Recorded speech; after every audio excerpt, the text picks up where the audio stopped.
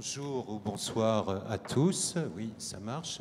Merci beaucoup au président de l'AMF pour cette introduction-conclusion. Mais avant de finir, j'ai la chance d'accueillir avec moi, autour de moi, un panel de haut niveau que je vais rapidement vous présenter pour parler donc du devenir de la régulation financière dans l'Europe post-Brexit. D'abord, j'ai la chance d'avoir 3 représentants de l'industrie qui s'exprimeront tous les 3 en français. D'abord, un représentant d'entreprise de marché, le patron d'Euronext, Stéphane Boujna. Ensuite, un gérant d'actifs, BlackRock, c'est Jean-François Cirelli, président de BlackRock France, Belgique, Luxembourg, qui est avec nous ce soir et qui est à ma droite. Enfin, un banquier qui est à l'extrême gauche, de mon côté, bien sûr, Xavier Muscat, directeur général délégué du Crédit Agricole. Nous avons ensuite 3 représentants d'autorités publiques. Vous remarquerez qu'aucun des 3 ne vient de Londres. Nous avons donc, j'ai la chance d'accueillir d'abord un Européen, Steve Mayer, président de l'ESMA, European Securities Market Authority, qui est ici. Et enfin, Steve vient comme voisin, puisque comme vous le savez, l'ESMA est logé à Paris. Par contre, je voudrais très particulièrement remercier le docteur Leving-Holle, qui vient exprès de Berlin pour participer à cette table ronde. On n'a pas l'habitude à Paris d'avoir un discours d'un représentant d'autorité publique allemande. Donc, merci particulièrement à Leving-Holle d'avoir fait le voyage pour participer à ce débat. Leving-Holle est directeur financement de l'économie au ministre allemand des Finances. Il aura la chance, enfin, d'être accompagné de son homologue, si je peux dire cela, Corso Bavagnoli, qui lui est à l'extrême droite et qui est le chef du service de financement de l'économie, ici à la direction du Trésor. Je vous précise tout de suite donc, que Leving et Steve s'exprimeront en anglais. Si certains d'entre vous ont besoin de traduction simultanée, il y a des appareils qui sont disponibles. Pour cette table ronde, je vais d'abord donner la parole aux représentants de l'industrie pour essayer de voir avec eux quelles sont leurs préoccupations, leurs points d'attention, leurs inquiétudes par rapport à cette nouvelle régulation financière qui va s'inscrire dans le cadre européen post-Brexit. Après, je demanderai bien sûr aux 3 représentants des autorités publiques de réagir et de présenter comment ils voient les négociations qui commencent sur ces nouvelles régulations. Ensuite, nous essaierons de faire 2 focus particuliers, l'un sur l'organisation du clearing et la régulation des activités de compensation de clearing. Et enfin, nous ferons un 3e et dernier focus sur ce qu'on appelle les régimes pays tiers, les third country regimes, dans le cadre post-Brexit de la régulation financière. Je vais demander, comme on est 6, parce que j'ai la chance d'avoir 6 panélistes avec moi, je vais essayer de leur demander d'être assez rapides dans les différentes interventions pour éviter des discours ex cathedra et pour essayer d'avoir entre nous le plus de dialogue possible. Donc je prends le risque, en rappelant donc cette règle du jeu, d'aller vite, de commencer à donner la parole à Stéphane Boujna, patron d'Euronext. Stéphane, en 3 minutes, le patron d'Euronext, la régulation financière européenne post-Brexit, c'est quoi les points d'attention, de préoccupation ou les inquiétudes? Donc je vais nier le risque en me demandant de faire court. Il y a quelque chose qui m'a beaucoup plu dans l'introduction, conclusion, synthèse, préambule de Robert Ophel, c'est ce sujet de la confiance en nous-mêmes. Je crois que je n'avais pas prévu de parler de ça, mais je crois qu'un des grands sujets parapluies qui entourent les efforts qu'il faut faire dans les 2 ans qui viennent et au-delà, c'est d'accepter qu'on doit changer, qu'on doit sortir d'une forme d'hégémonie intellectuelle qui nous envahissait tous et qu'on doit inventer, un peu comme dans un monde décolonisé, une nouvelle forme intellectuelle de construire la régulation financière post-Brexit. Et d'abord, il faut avoir confiance en nous-mêmes. Et de là d'où je parle, c'est-à-dire Euronext, une entreprise dont la traduction en bourse s'est faite à 20 € à l'époque où c'était une sorte Calimero des infrastructures abandonnées de tous en juin 2014 et qui maintenant a valu il y a quelques jours 53 €, puis maintenant 49,50 €. Cette entreprise démontre que des Européens peuvent en Europe, avec une gouvernance européenne, permettre à des entreprises commerciales et industrielles de réaliser une croissance et des marges opérationnelles supérieures à des entreprises qui sont dans un seul pays, et qui sont certes plus grandes parce qu'elles ont bénéficié de capacités de croissance plus importantes quand nous-mêmes nous étions stérilisés dans une fusion qui empêchait le développement de l'entreprise. Donc le premier sujet, c'est d'être absolument confiant en nous-mêmes, en Europe. C'est le déclencheur de plein de gisements d'énergie. Sur le fond des priorités dont on a besoin pour les mois et les années qui viennent. Le premier sujet qui a été évoqué, c'est celui des pouvoirs directs de supervision de l'ESMA. Euronext, en tant qu'entreprise, soutient cette ambition avec deux réserves. La première, c'est combien ça coûte.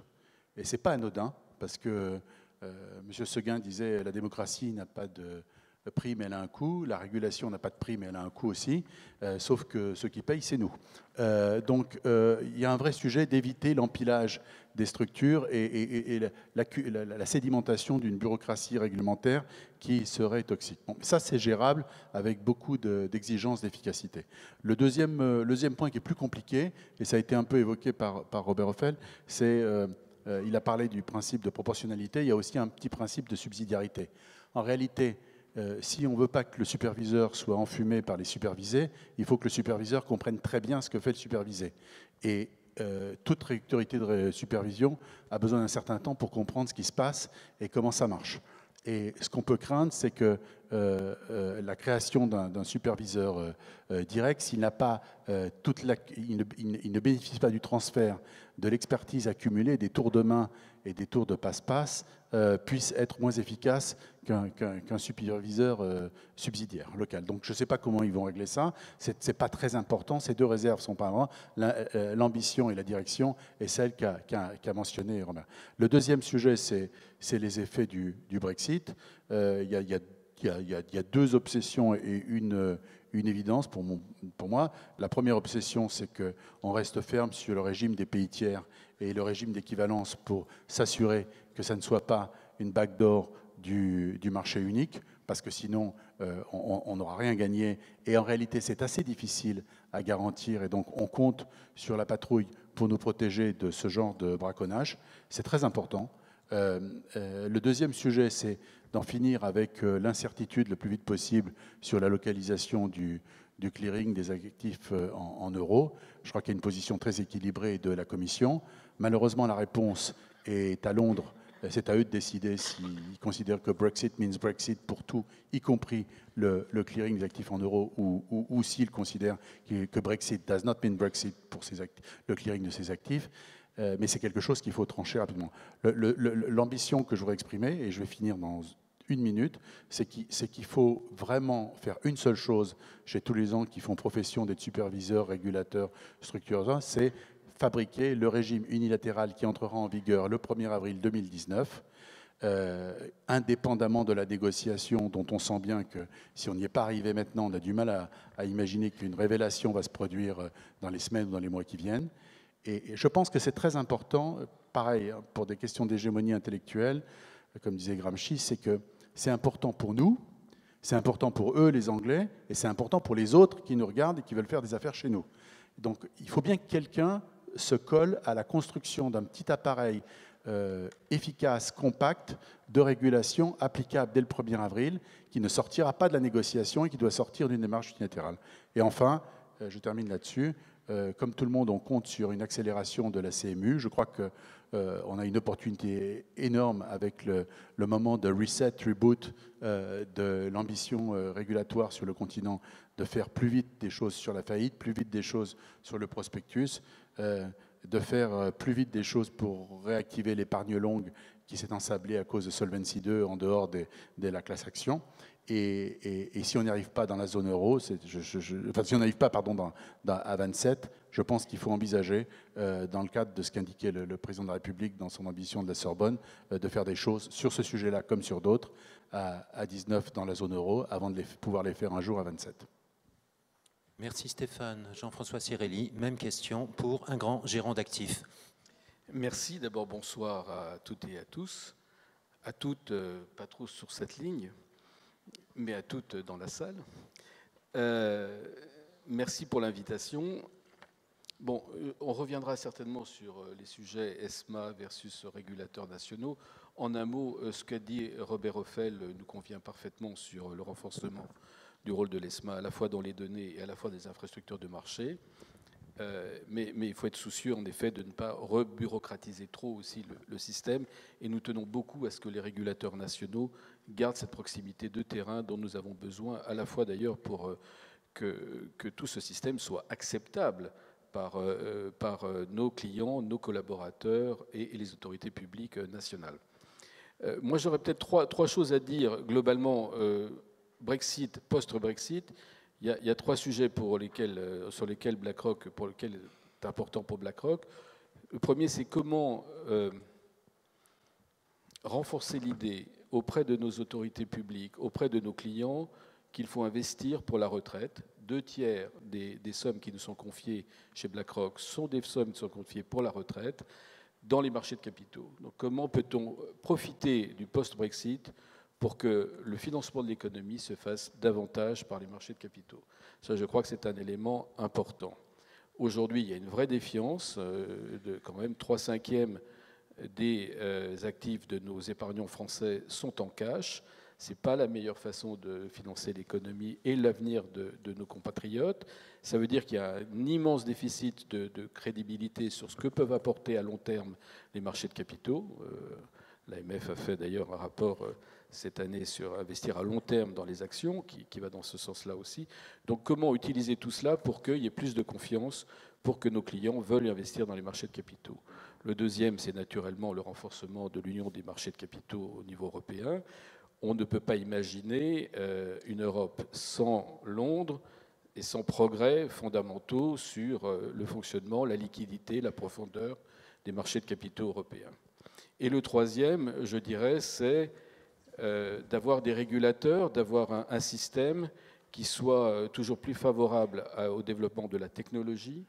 Le monde dans lequel nous vivons est en train de changer considérablement.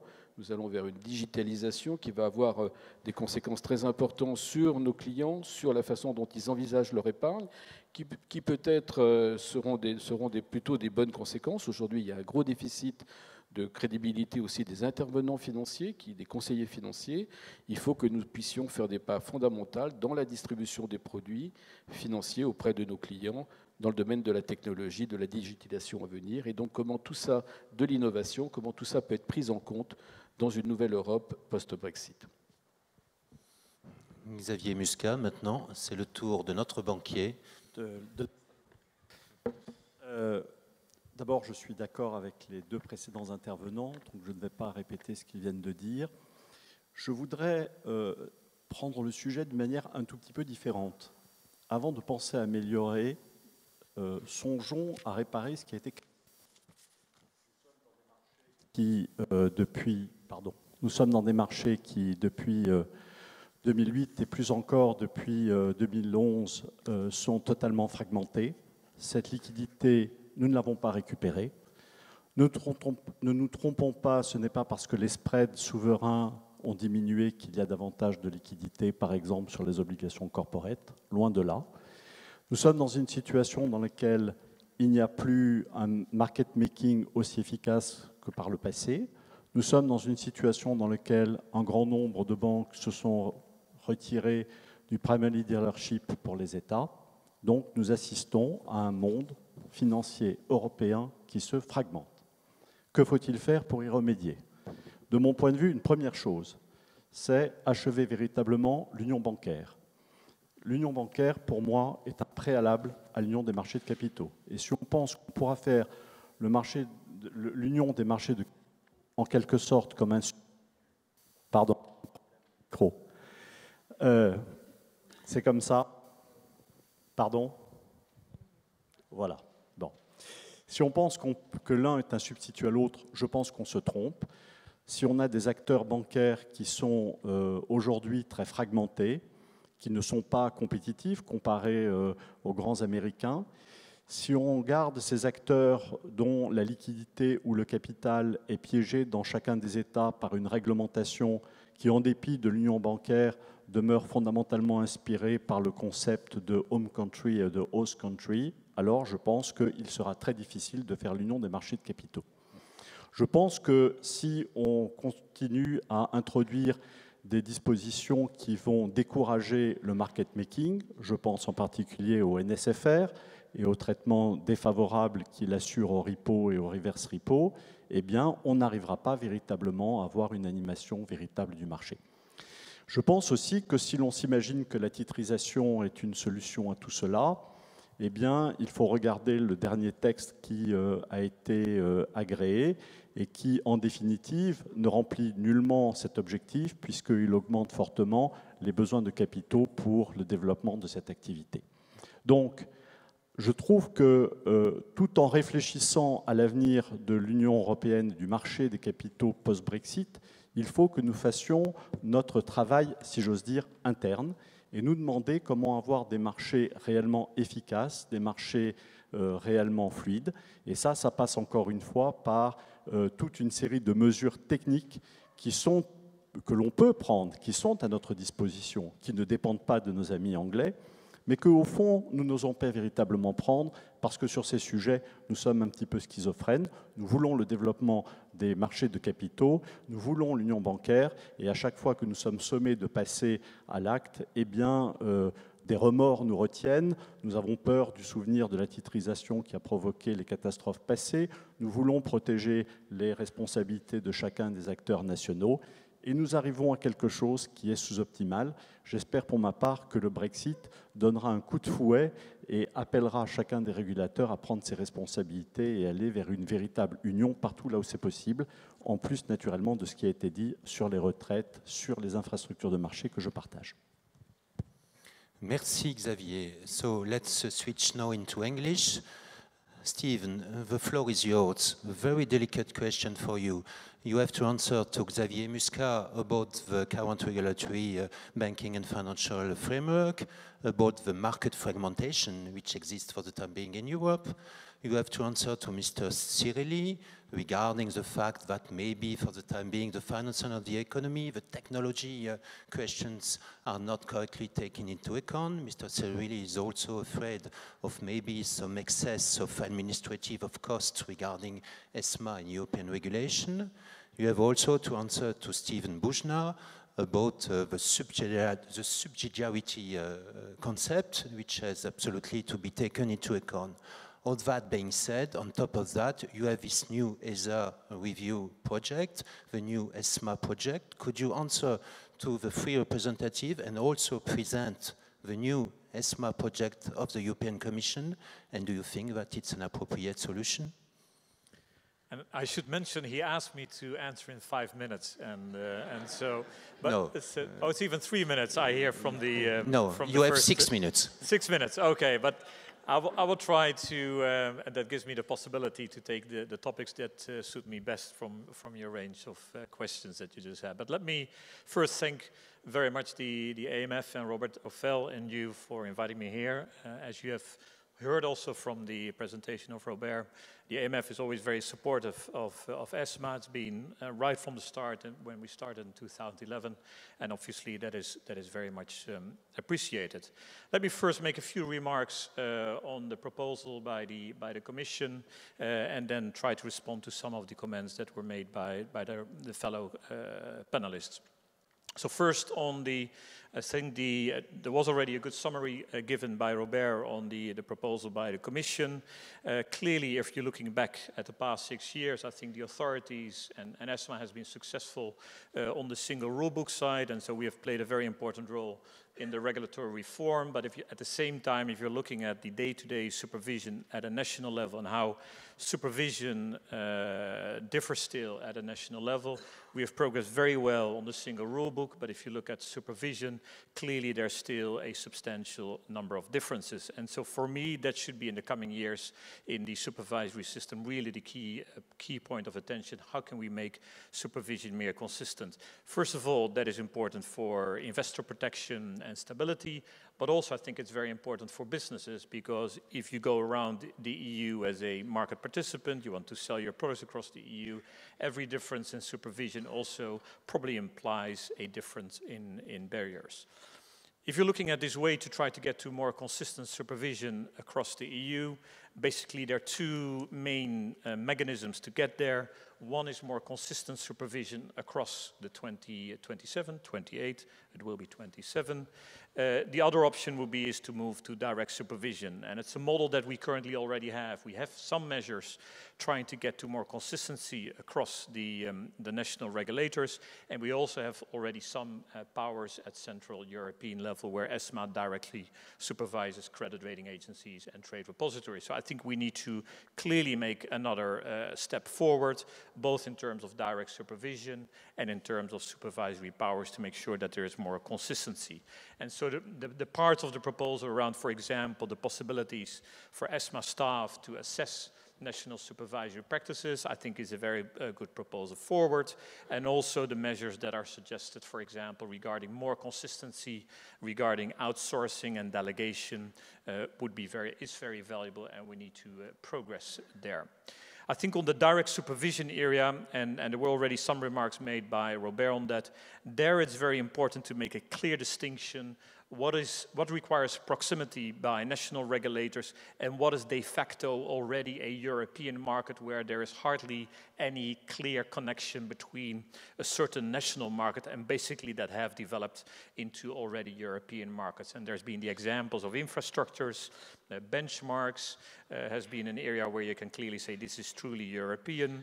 And the other one, which is quite sensitive at this stage, is prospectuses. And with prospectuses, I would say there it's very important to make the vision line very, very clear and very specific. Some prospectuses are very much tied to the national environment, very much tied to national knowledge, but some of the prospectuses, for example, related to wholesale, are in reality already truly European markets. And I think the Commission proposal can improve further on that point by making a clear distinction what is really connected to consumers and where it would be more logical to have national supervisors and where would it be more logical to see it as a wholesale market in which you can do on a European level.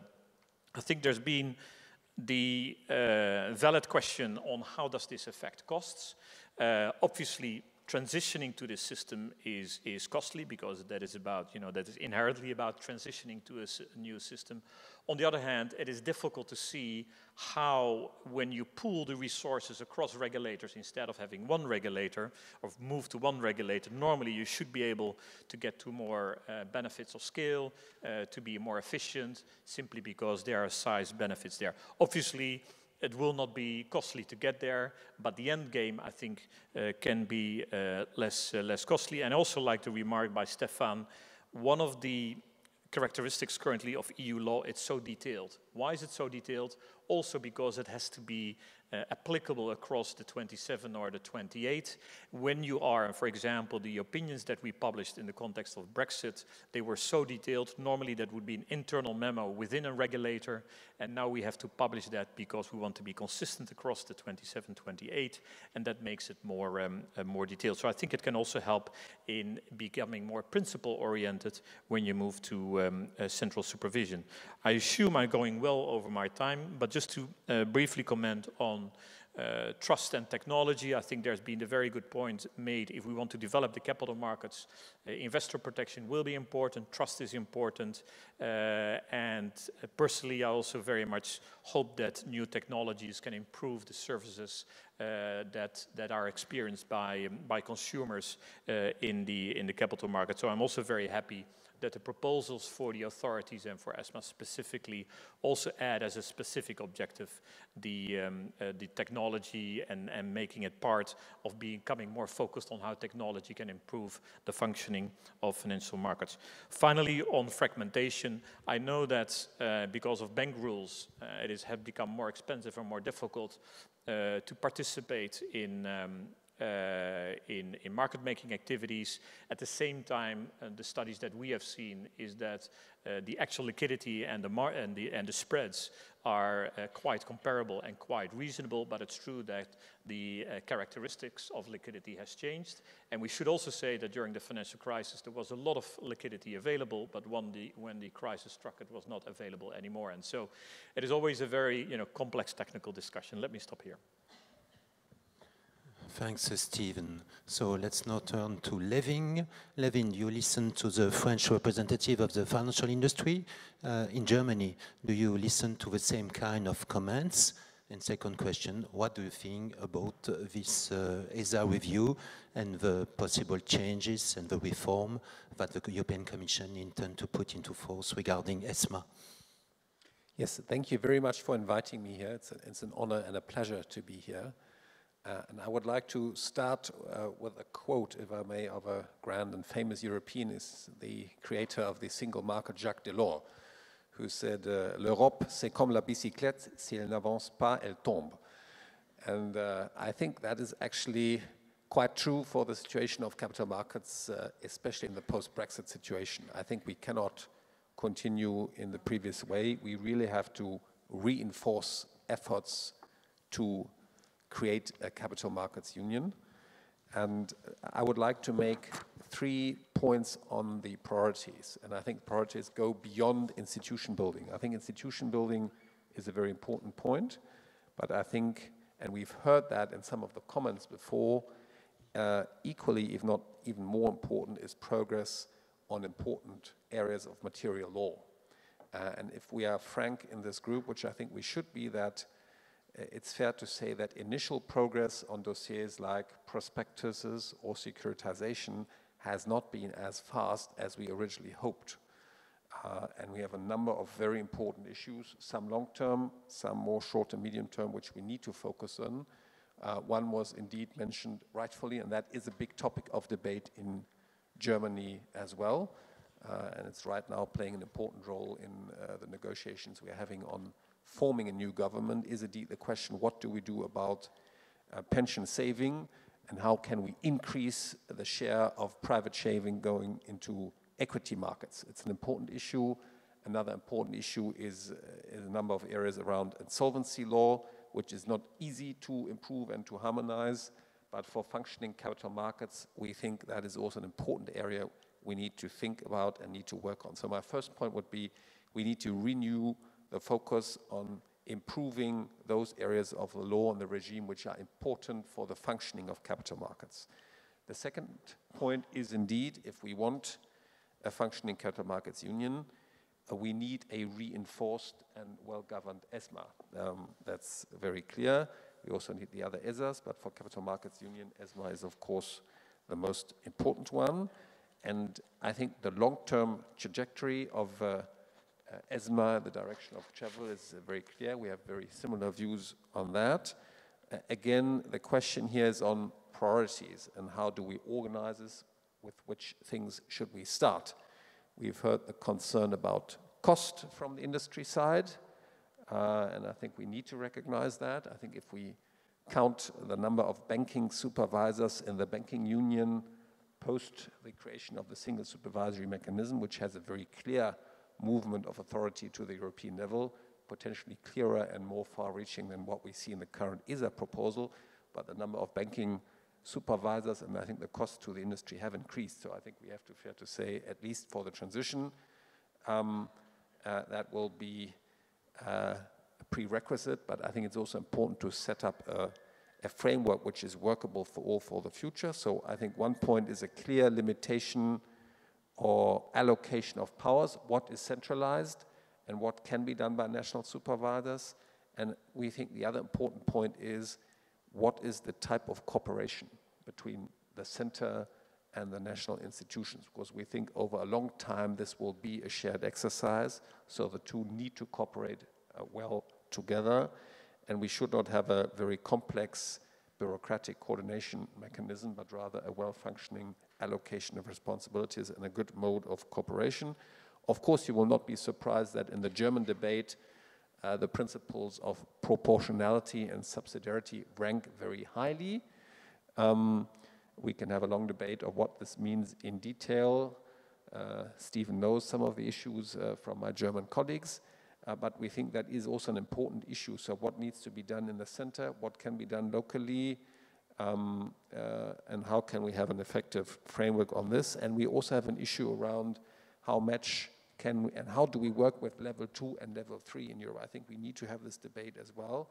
We've heard the issue which we think we share, that currently we have so many level 2 acts coming into force that we at times need more time to implement them, and we lack the power of the competent authority to at least postpone certain things. We think that's something which really needs to be considered, and we have some other areas on this.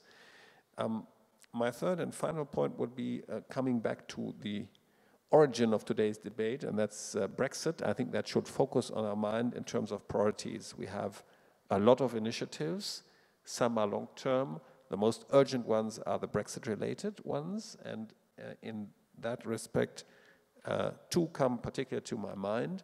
The first is third country regimes, and the second is to address issues around all those applications which we see in all the countries and supervisors on the continent, with firms thinking about moving. It's very important that they move to a level playing field and all meet the same conditions. So I think these are two very immediate priorities to look at, both in regulation and supervision, when we talk about the consequences of Brexit. Thanks, Levin. We will speak later about the third country regime, but could I ask you more precisely, the reform, the ESMA reform, which is now on the table by the European Commission, do you think that is an acceptable or relatively well-balanced project that has to be improved, or are you critical, much more critical? I'm very supportive of the general direction of travel. I think we need to have a debate on the priorities. I think the setup in terms of cooperation, which is envisaged in the text, is too complex. So this 3-year planning process where ESMA tells the supervisors how many people in year 2 should work on which topic, it's not clear to me that that's a very effective and cost-effective way of dealing with things. Thanks a lot, Levin. Je repasse au français maintenant pour parler à l'extrême droite de ce panel. Corso, tu as entendu les 3 représentants de l'industrie, tu as entendu le président de l'ESMA et ton collègue du ministre allemand des Finances. Quelle est la position du Trésor français sur ces questions? Merci Benoît et merci pour cette aimable invitation. Moi, j'ai beaucoup de sympathie et de compréhension pour les arguments qui pointent à la fragmentation du système financier européen, et en particulier le système au sein de l'Union à 19, c'est-à-dire l'Union bancaire.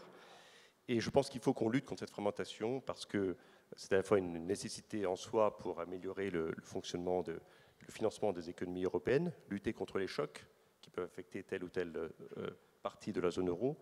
Et c'est aussi une nécessité dans le cadre du Brexit parce qu'il faut que nos marchés regagnent de la profondeur qu'ils perdront du fait de la sortie du Royaume-Uni de l'Union européenne. Pour y parvenir, notre avis, c'est que la supervision est un élément clé, et notamment une supervision intégrée, plus intégrée des marchés financiers. Il faut se souvenir que quand les agences européennes de supervision ont été créées, il y a quelques années, l'ESMA était l'agence la plus avancée. C'était la seule qui était dotée de pouvoirs directs, les autres ayant des simples pouvoirs de médiation contraignante. Le périmètre de ces pouvoirs directs avait fait l'objet de débats âpres, mais elle était la seule à en disposer. Et depuis, finalement, l'ESMA s'est fait un peu dépasser. Je dirais ce qui s'est passé dans le secteur bancaire a relégué un peu au second plan ce qui était fait dans le domaine des marchés financiers. Et je pense que ce retard doit être rattrapé, par étapes évidemment, mais il doit être rattrapé parce qu'on a fait en parallèle, dans le domaine des marchés financiers, comme l'a rappelé Robert Ophèle, un effort très important de réglementation européenne qui pose le socle, qui offre la base pour qu'une supervision intégrée se mette en place. On sait que l'Union des marchés de capitaux n'était pas partie spontanément dans cette direction. Le pari du commissaire Hill, quand il a lancé le projet, c'était de se dire « je vais d'abord construire les marchés intégrés, ensuite je me poserai plus tard la question de la supervision ». C'était sans doute aussi un tribut payé à au Royaume-Uni, qui était lui-même pas enthousiaste, on le sait, sur une supervision intégrée. Quelque part, le Brexit simplifie les choses. On peut aujourd'hui avancer plus résolument sur la supervision, parce que je pense qu'on est davantage d'accord à 27 qu'on ne l'était à 28. Donc il y a plein de bonnes raisons, je pense, internes, liées au fonctionnement bon fonctionnement de l'Union des marchés de capitaux à 27 pour avancer sur une supervision intégrée. Il y a aussi des raisons externes, qui sont les régimes pays tiers, et ça a été dit très clairement par les différents intervenants. Je crois qu'il est illusoire de penser que l'ESMA pourra jouer un rôle en matière d'agrément ou de contrôle de chambres de compensation de pays tiers si elle n'a pas développé en propre une compétence dans ce domaine et si elle n'a pas une responsabilité elle-même vis-à-vis des chambres de compensation qui sont établies au sein de l'Union européenne. Je pense aussi que cette supervision intégrée, toujours dans la dimension externe, est dans l'intérêt collectif dans le cadre du Brexit, non seulement parce qu'il est infiniment préférable pour nous tous que le Royaume-Uni discute avec une seule agence plutôt qu'avec 27 agences, mais dans l'intérêt même des Britanniques, je crois qu'un système dans lequel il y aurait un superviseur intégré, qui serait leur interlocuteur, rendra beaucoup plus simple les négociations que nous aurons avec eux sur le cadre réglementaire de nos relations futures. Quelque part, l'existence de ce superviseur créera une confiance qui permettra d'avoir sans doute une souplesse accrue dans la discussion de ce cadre réglementaire. Alors, où en sommes-nous? La revue des ESA donc, a été lancée par la Commission européenne. Notre constat, et pardon d'amener une note un tout petit peu, je dirais, chagrine dans ce débat, notre constat, c'est que ça n'est qu'une première étape. On trouve que ce premier paquet de réformes, il est peut-être réaliste, mais en même temps, il est modeste. Quand on regarde ce qu'il y a dedans, pour les pouvoirs directs, finalement, le pouvoir principal direct, le supplémentaire, c'est le pouvoir en matière de benchmark. Il y a une discussion par ailleurs sur les chambres de compensation, mais qui chemine ailleurs à Bruxelles. Et il n'y a pas de pouvoir direct pour les infrastructures systémiques, les CSD, alors les chambres de compensation, j'en ai parlé dans un instant, les grandes entités systémiques, par exemple les grands asset managers, tout ceci est escamoté par cette revue. Sur les pouvoirs indirects, les pouvoirs de convergence, il y a des efforts qui sont faits pour faire en sorte que le centre, l'ESMA, puisse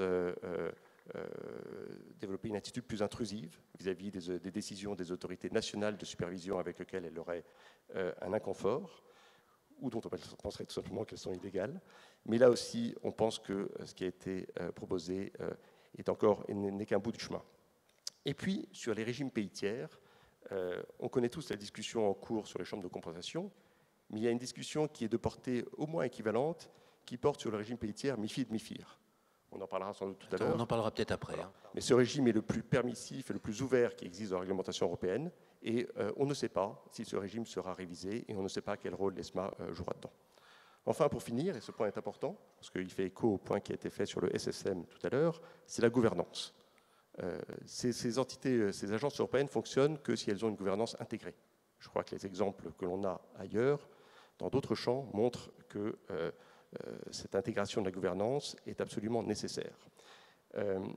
La revue des ESA va dans cette direction, puisqu'elle rationalise un peu la gouvernance, elle la confie à ce qu'on appelle des Européens, donc pas seulement aux autorités nationales, mais là aussi, ce qui est fait ne concerne pas, par exemple, les pouvoirs directs. Et c'est une interrogation majeure pour nous, parce que comment exercer des pouvoirs directs sur des entités sans avoir une gouvernance qui soit le reflet du fait que l'entité est intégrée au niveau européen. Merci. Maybe, Steve, a quick comment about the governance of ESMA and the way it could be improved with the ESA review. Well, I think on the governance, it is very important to make a distinction between the three main activities within ESMA. So for rulemaking, the single rulebook, I've always considered the full board with all national competent authorities around the table as being the right one, because it relates to rulemaking. A lot of the rulemaking is also irrespective of where we end up in the amount of direct supervision which will move to ESMA. There's also the national regulators that need to work with that. And so the single rule book being governed by the full board of all national competent authorities, I think is the right way. And so that also includes, in addition to technical standards, also the guidelines. I think the clear area where we need to have a governance change is the one on supervisory convergence, because you're also judging yourself to be fair and to be open on this one. And so I think where there needs to be the change in governance relates to convergence decisions like assessment of national supervisory practices, issues around mediation, possible breaches of union law. That needs to be done under different governance, and I very much support there the proposals by the Commission. I personally support the proposals by the Commission is to give that to the Executive Board as proposed. Interestingly, in our full board, discussions on direct supervision have been very productive. And so initially, it was kind of, we had to get used to the situation that we had to discuss direct supervision with the full board. But in reality, if you look at the progress we have achieved there, that went quite well. So I think the biggest need for a change in governance relates to supervisory convergence. Merci Steve. Avant de passer au débat sur la compensation et au régime pays tiers, est-ce que l'un des représentants de l'industrie, Stéphane Boujna, Jean-François Cirelli ou Xavier Muscat, veut réagir aux représentants des autorités publiques? Personne n'a envie de prendre le micro. Donc je vous propose de passer au point suivant, qui est celui du clearing et de la compensation.